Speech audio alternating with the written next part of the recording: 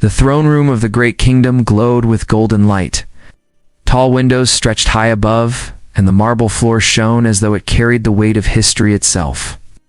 Guards stood at attention on both sides, their armor polished and steady, their eyes fixed ahead.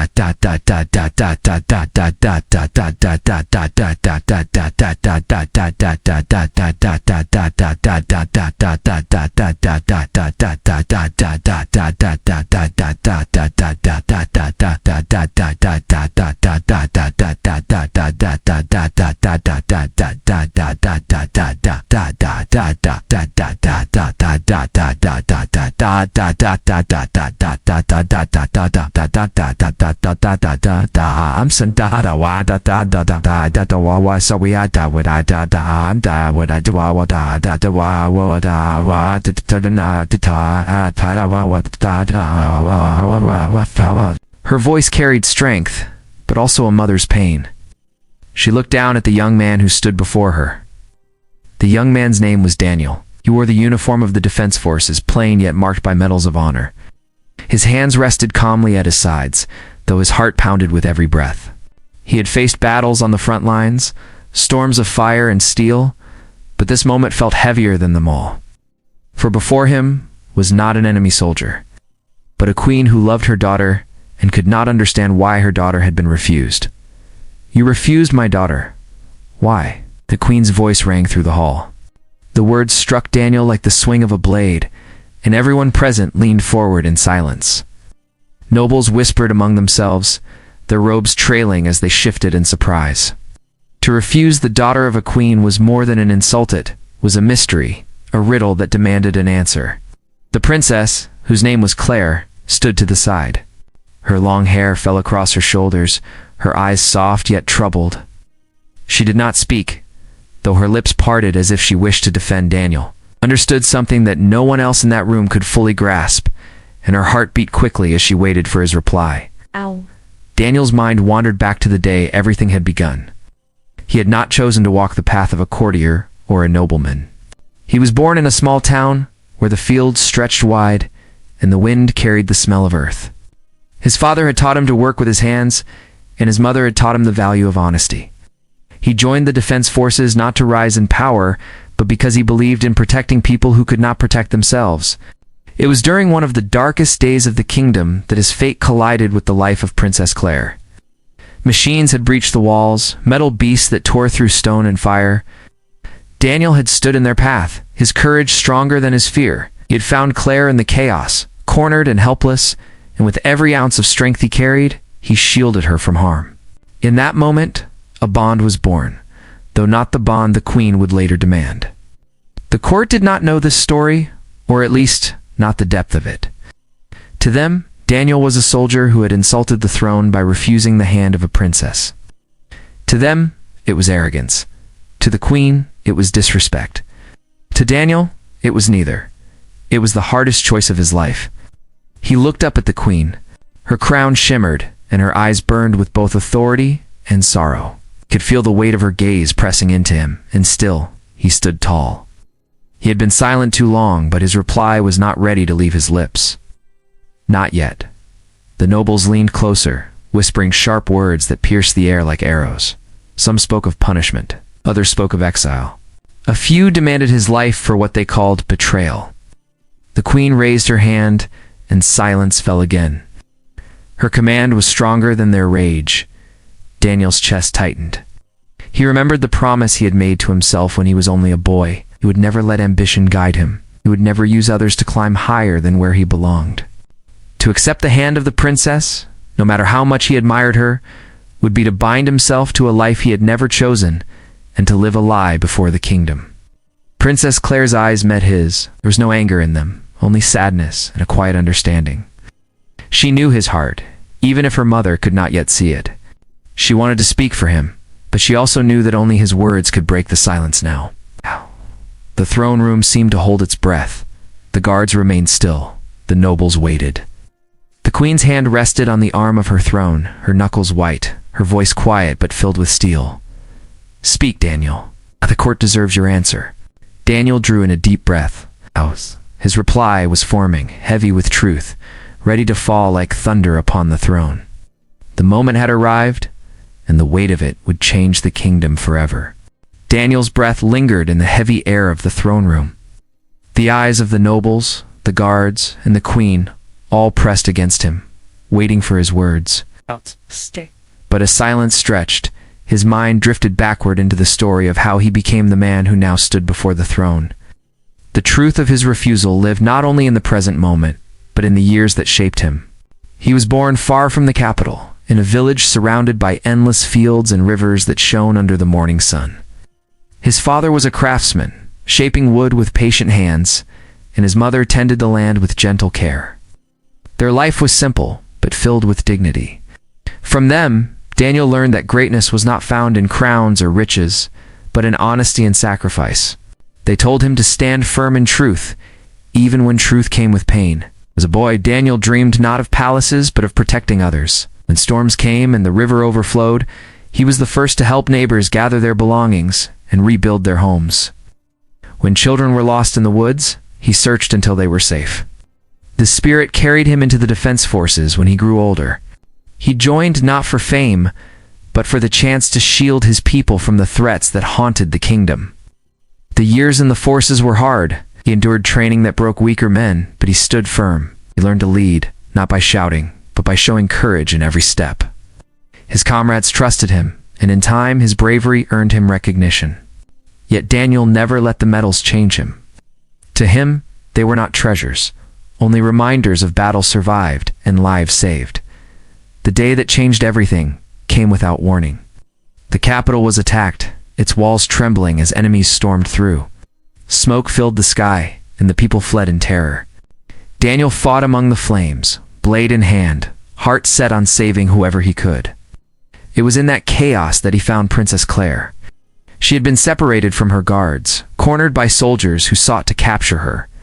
Her gown was torn, her face pale with fear. Daniel rushed forward, placing himself between her and death. He fought with all his strength, every strike fueled not by duty alone, but by a deeper force within him. When the battle ended, she was safe, and from that day onward, her eyes carried gratitude whenever they met his. That bond grew in secret moments. He never sought her favor, but fate often placed them in the same path. She trusted him with her safety, with her secrets, with her laughter in times when the palace grew too heavy for her spirit. To Daniel, she was not only a princess, but a human heart struggling with the weight of expectation.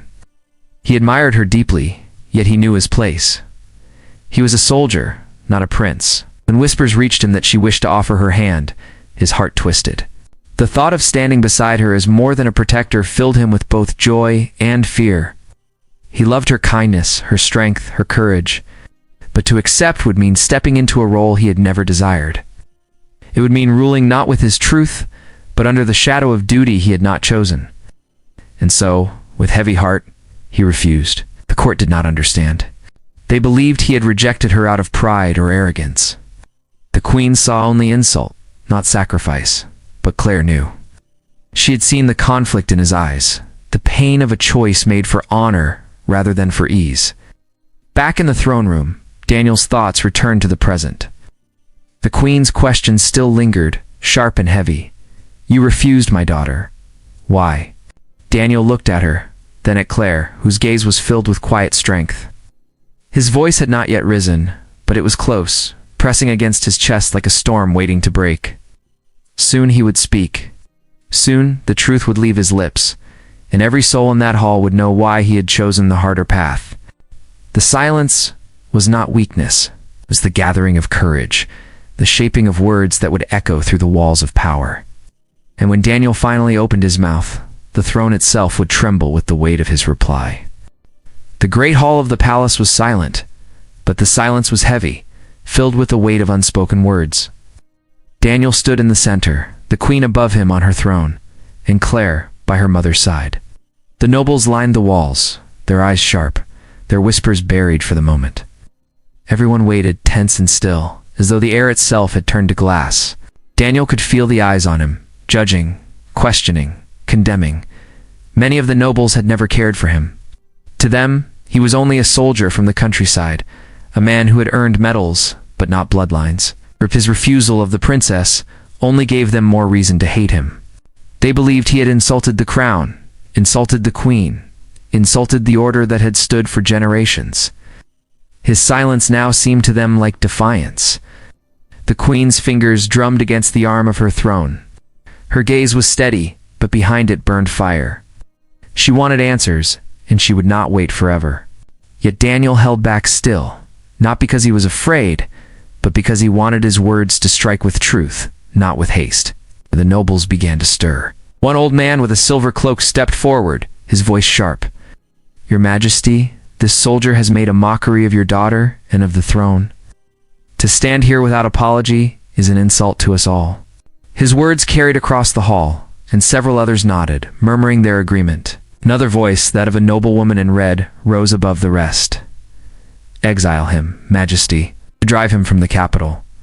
Such a man is not worthy to stand in this hall." The whispers turned into a wave. Exile. Punishment. Dishonor. The words spread like fire among dry wood, and the hall filled with the sound of judgment. The guards shifted uneasily, their hands resting on their weapons as if waiting for a command. Claire's face turned pale. Her eyes moved from her mother to Daniel, her lips pressing together as she fought to hold back her voice. She knew the truth, but she also knew the weight of the court. One word from the queen could end Daniel's life in an instant, and she feared her mother might choose pride over understanding. Finally, the queen lifted her hand. The noise fell silent again. Her voice was calm, but it carried iron. "Enough. He will speak for himself. Answer will decide his fate." Daniel raised his eyes to meet hers. He saw no softness there, only command, only the demand for truth. But in Claire's gaze he saw hope, fragile but alive.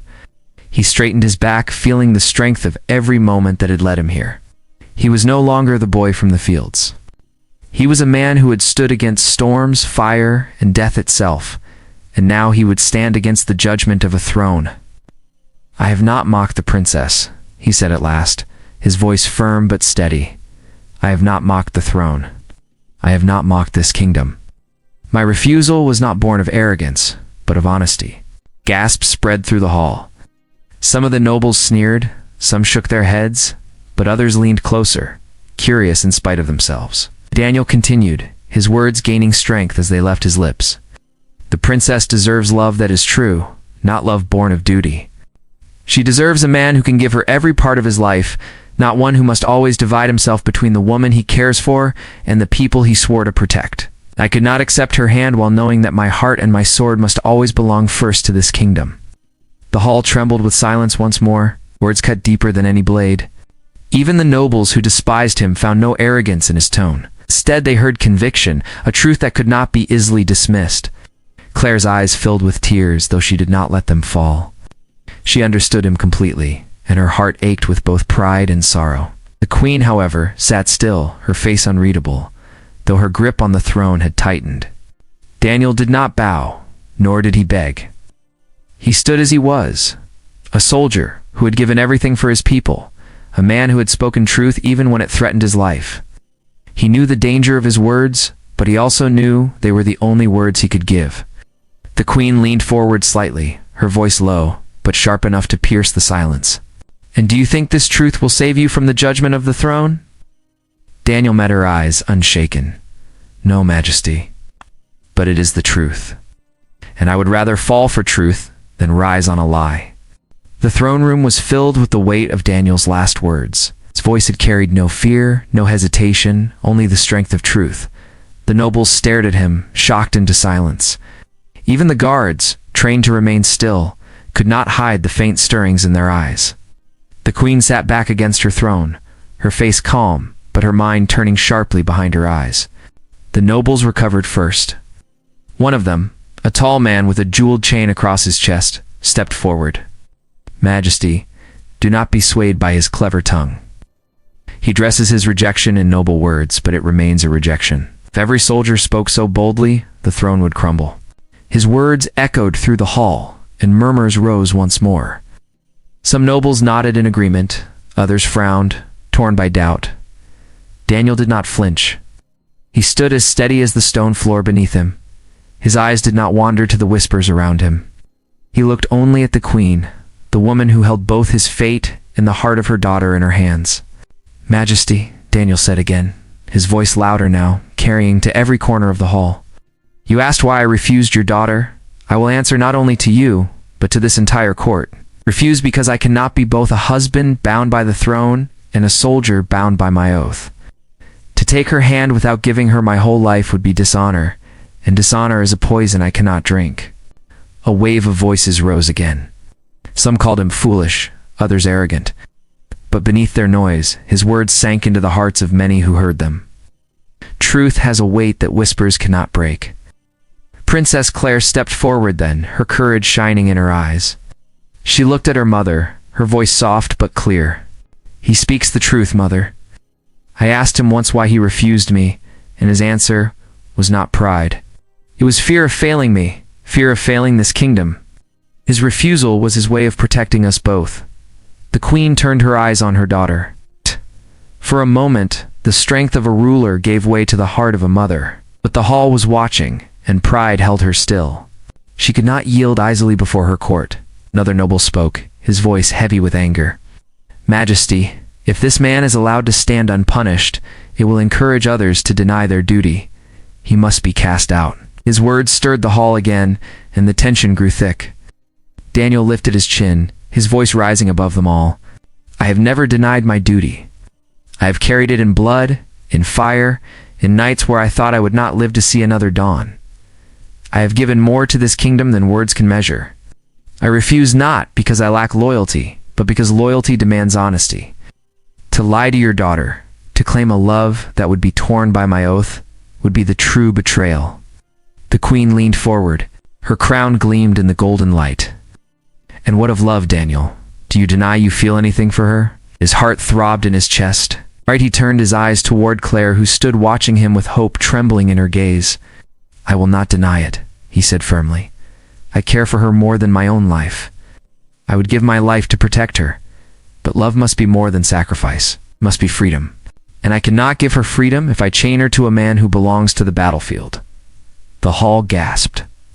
Even the nobles who hated him were struck by the boldness of his confession. The queen's face hardened, yet in her eyes there was a flicker, a light of something she tried to hide. Perhaps it was respect. Perhaps it was doubt. Perhaps it was the stirrings of understanding. The silence stretched until it was almost unbearable. Then the queen rose from her throne, her voice ringing through the chamber. "Your words shake this hall, Daniel. They shake the throne itself. But do not mistake boldness for victory. Truth may move hearts, but it does not rule kingdoms." Daniel bowed his head slightly. "Perhaps not, Majesty. But kingdoms fall when truth is ignored." The hall erupted again. Some nobles shouted in outrage, others in admiration. Claire's face glowed with tears she could no longer hold back. And in that storm of voices, Daniel stood firm, knowing he had spoken the truth, whatever the cost would be. The throne room shook with the sound of voices. Nobles argued loudly, some demanding Daniel's punishment, others praising his honesty. The queen stood tall in the storm, her eyes fixed on him, her hand raised for silence. One by one, the voices died, until only the sound of her breathing filled the hall. She looked at him with a gaze as sharp as a blade. "You speak of truth," she said. "You speak of love and duty as though they can stand apart. But this throne has stood for generations because love and duty have walked together. What makes you think your truth is greater than tradition?" Daniel's chest rose and fell. His voice was calm, though it carried fire. "Majesty, I do not claim it is greater. I only claim it is real. Tradition may hold a kingdom, but if tradition demands a lie, then that kingdom will break from within. I chose honesty, even if it cost me my life." The queen's fingers gripped the arm of her throne. Her pride resisted his words, but she could not deny the strength in them. Around her, the court shifted uneasily. They had expected fear, apology, weakness. Instead, they were given courage that would not bend. Princess Claire stepped forward again. Her voice trembled, but her spirit was strong. "Mother, I am your daughter, but I am also a woman with a heart of my own. I do not wish for a man who bows because he is forced. I wish for a man who stands because he chooses.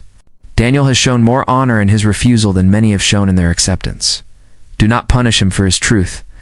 Gasps filled the hall at her boldness. No princess had ever spoken so openly against her mother in front of the nobles. Yet her words rang with the same honesty that filled Daniel's voice. The queen's eyes moved between her daughter and the soldier. The weight of the throne pressed heavy upon her. She had built her reign on strength, never yielding, never bending. But here stood a man and her own child, both holding out truth like a torch in the dark. For the first time, the queen felt the pull of her crown against the beat of her heart. One noble shouted, "Majesty, do not be swayed.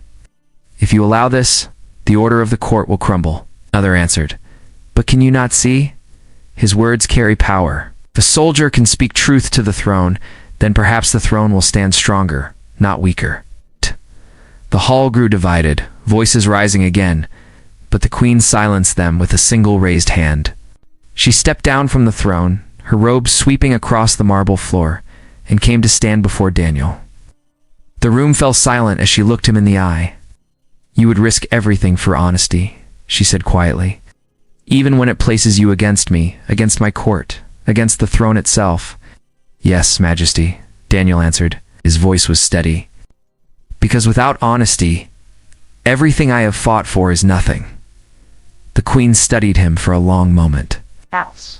Then she turned her gaze to Claire, whose eyes pleaded without words. Ouch. The queen closed her eyes, drawing in a breath that carried the weight of both a ruler and a mother. Oh. When she opened them again, her voice carried across the hall. "Then you shall not be punished. Your truth has shaken this throne, Daniel, but perhaps the throne needed shaking.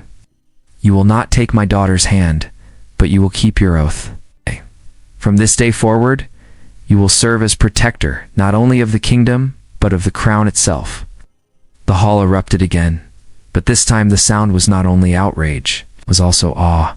Some nobles bowed their heads, others whispered fiercely, but none could deny the power of what had just been spoken. Daniel bowed deeply, not in fear, but in respect. "Will serve Majesty, with all that I am." Claire stepped closer, her hand brushing against his arm in silent gratitude. Their eyes met, and in that moment they both understood. They could not be bound by marriage, but their bond was stronger than any title. The queen returned to her throne, her expression firm, but her eyes softer than before. She had not given in fully, but she had listened, and that was more than anyone expected. The court had witnessed something they would never forget. A soldier-esque words shaking the very heart of power. As the hall began to empty, Daniel stood beside Claire, the storm around them giving way to quiet. He knew the path ahead would not be easy. There would be whispers, plots, and doubts. But he also knew that truth had been spoken, and truth had a power greater than fear. So, beneath the golden light of the throne room, Daniel walked forward, ready to carry his duty with honor, his heart steady, his spirit unbroken. The kingdom would remember this day, the day when a soldier's reply shook the throne, and nothing would ever be the same again.